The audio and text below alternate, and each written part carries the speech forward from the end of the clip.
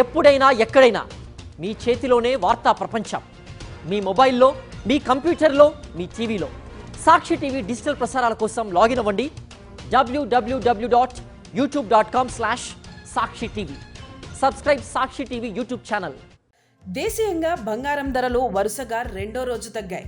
అంతర్జాతీయ మార్కెట్లో గోల్డ్ రేట్లు తగ్గడంతో దేశీయంగానూ దిగివచ్చాయి. అమెరికా ఫెడ్ వడ్డీ రేట్ల ప్రకటన దీనికి ప్రధాన కారణంగా చెప్పొచ్చు. పెళ్లిళ్ల సీజన్లో బంగారం ధరలు దిగిరావటం ఊరట కలిగించే విషయం.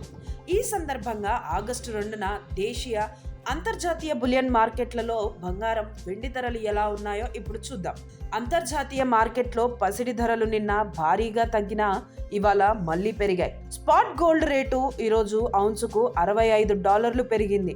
దీంతో ఔన్స్ పసిడి గ్లోబల్ మార్కెట్లో 3,363కి చేరుకుంది. స్పాట్ సిల్వర్ రేటు ఇవాళ 0.36% మేర పెరిగి ఔన్సుకు $37.03లకు చేరింది. ఇక హైదరాబాద్ బులియన్ మార్కెట్లో బంగారం ధరలు రెండో రోజు తగ్గాయి. ఇవాళ 24 క్యారెట్ల బంగారం తులానికి 210 మేర తగ్గింది. దీంతో 10 గ్రాముల స్వచ్ఛమైన బంగారం 99,820కు దిగొచ్చింది.